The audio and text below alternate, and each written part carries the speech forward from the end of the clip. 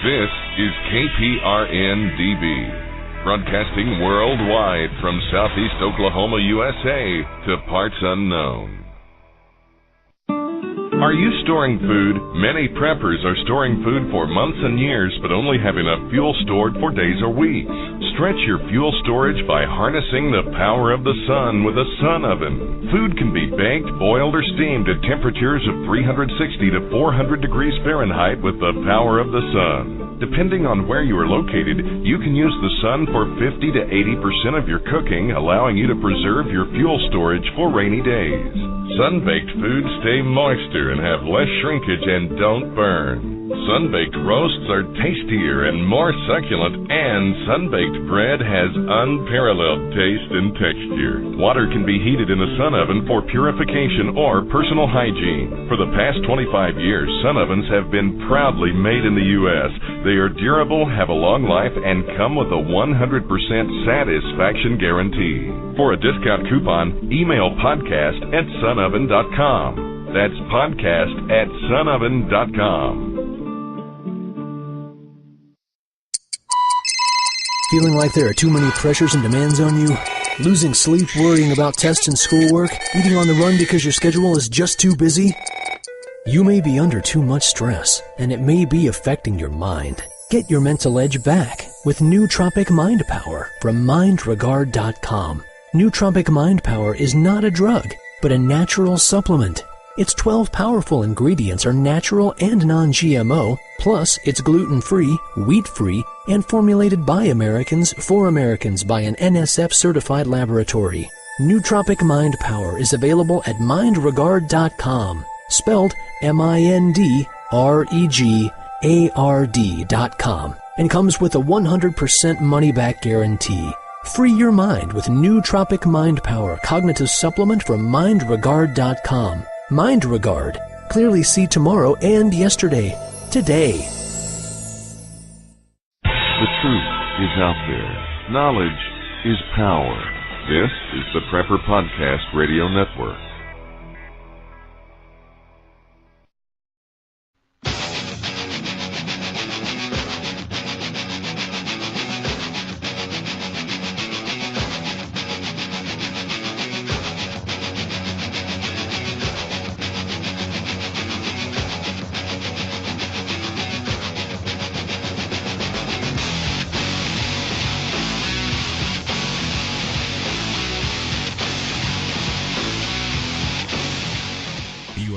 To the Region 10 Report with your host, Susanne Posel from OccupyCorporatism.com, where the alternative media gets their news. This show will expose the elite domination plan, disinfo agents, propaganda, corporate control, and the UN plan to strip the world of its freedom and the U.S. of its Constitution. This is the Region 10 Report with Susanne Posel, bringing you the real truth behind the news.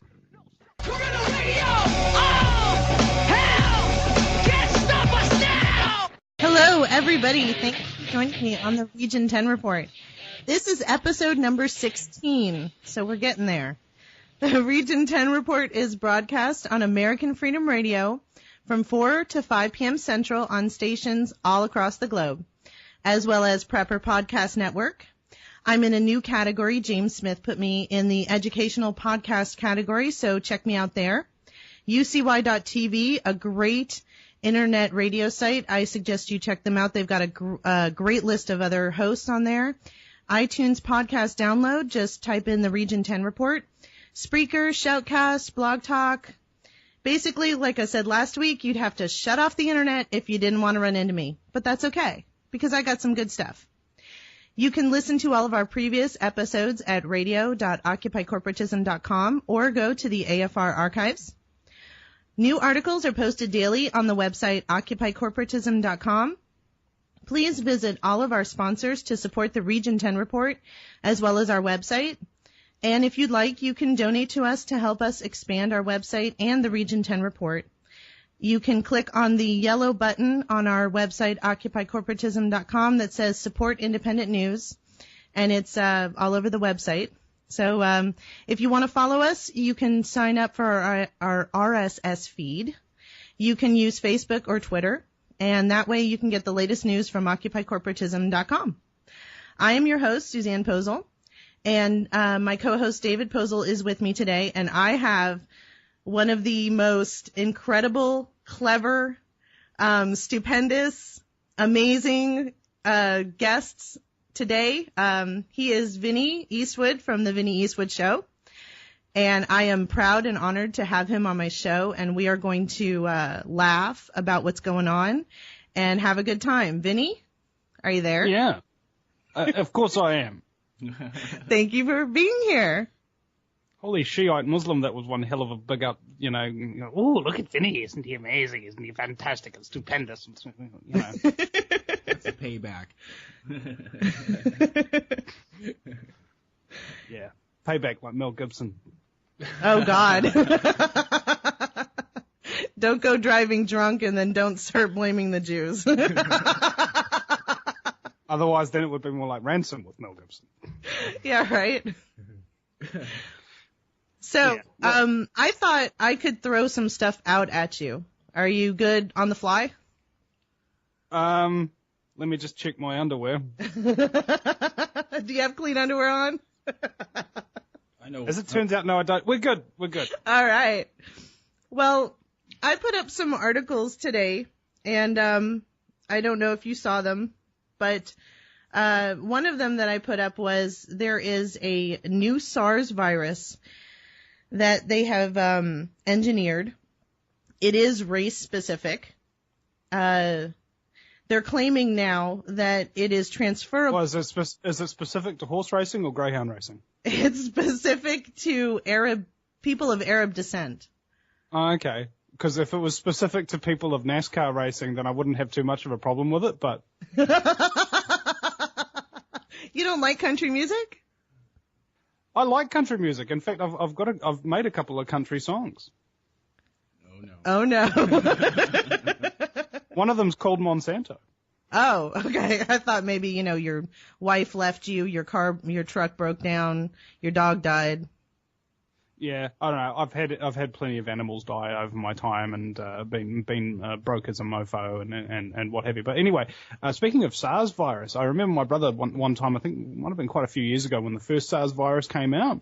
There's actually a brand of sarsaparilla that's called SARS, and he brought back a can of the sarsaparilla. He was just like, oh my God. It's like, dude, how did you get that past the hazmat detectors in the airports and stuff, bro? Don't you get molested at the airports like we do? I don't know. I haven't been to the airport for quite a long time. Maybe if I'm feeling lonely, I might. I won't fly either. I don't like being violated, but I'm just weird like that. Yeah. Well, the other scary thing about that whole mess with the TSA is that they're really, really actively recruiting pedophiles. I found.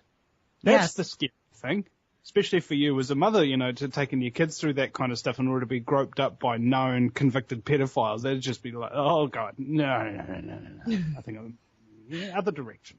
The last time I flew was like 3 years ago, and I had my son, and he was 2.5, almost 3 years old. And, they made us take off the shoes and everything. And this was before I had woken up or anything like that. And I thought it was ridiculous. And then they made us put everything in a little box. And it wasn't as bad as it is now.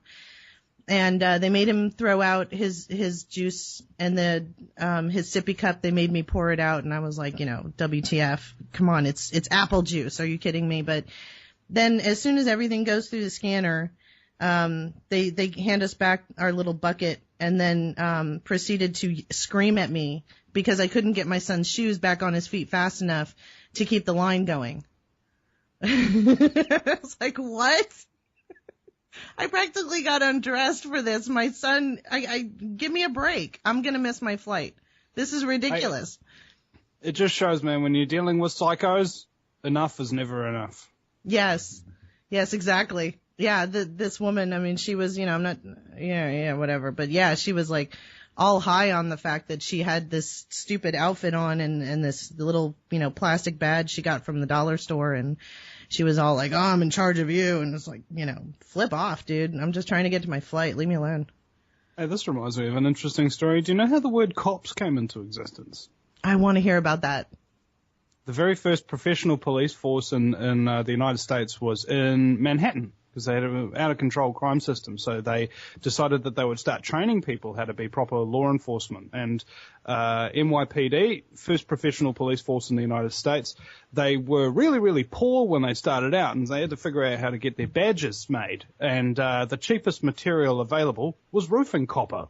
So they made their badges out of that, and then people called them coppers, right? Which later was shortened to cops. Right. The coppers are going to get you. Right. Yeah. From like the 1920s. Yeah. That's incredible. Well, look at the way that they've changed. I mean, I just wrote a couple of articles about this, and I wrote extensively on the police state last year. But, you know, you go from Barney Fife to Halo, you know, the video game, right down the street. Now, I noticed last night we were watching some of the footage of the burning down of the cabin with Christopher Dorner. And I noticed that all of the LA police officers were back to their original uniforms. There were no paramilitarized police officers there. They all looked like normal cops. And I thought that was funny. Like, why didn't they put on their SWAT team gear when they were going after this guy? I have no idea. I think they knew they were going to have a camera. Yeah. Maybe we look way better. No, maybe they wanted to be recognized, you know. But they can't see my face in the black uniform, Sarge. Come on, let me wear my uniform. Smiling on CNN. Yeah. Well, who was I talking about? Oh, somebody was telling me about this. What was his name? Dahmer? What? Dorner. Dorner, Dahmer and Greg. Okay. And he was saying, Vinny, what do you think about this? And I said, well, I'm of one mind about it. Number one, you don't kill people. You know, don't kill people unless it's in self-defense and they are trying to kill you. So I completely disagree with whatever he's been doing. Secondly, I can understand what he's doing because the LAPD has killed a hell of a lot more people than he ever could. Yeah. And with zero justification. And I mean, if that's not enough, then they shoot up a lady's truck. Yeah, 30 times. And her in the back and her daughter. And the truck was never registered. It was no description they ever drove this truck. And obviously, two women in a truck don't look like a large ex-Navy intelligence, ex-LAPD cop. Mm.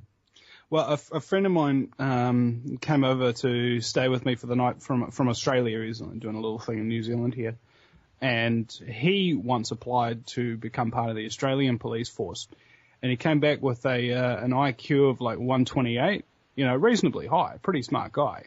Mm-hmm. And they said, sorry, we can't let you in because you're too smart. They're doing that here too. Well, yeah. And it just goes to show you, let's have a look at what happens when you give exclusively morons draconian power, a black uniform, and a gun. Well, right. They shoot up a lady's truck, don't they? Yes. Here's one aspect that I think is absolutely hilarious. They burn down the cabin. They find a charred body. And next to the charred body, or within the vicinity, they find a wallet that has had no fire damage. And inside the wallet is a plastic driver's license that says Christopher Dorner on it. That reminds me of 9/11. When the plane, yeah, exactly. The planes go into the building. It decimates these entire buildings. Everything is in disarray except the passport magically falls and hits less than a block away. On top of it.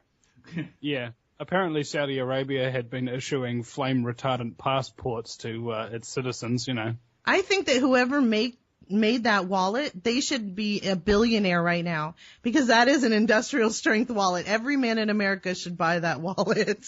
That's right. You can burn to death and they can still identify the body by your completely unburnt plastic ID in the super, super flame retardant wallet. Right.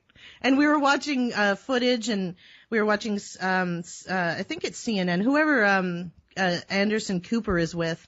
And then we were watching local news on YouTube, and we saw that they were showing depending on which angle they were trying to make it appear that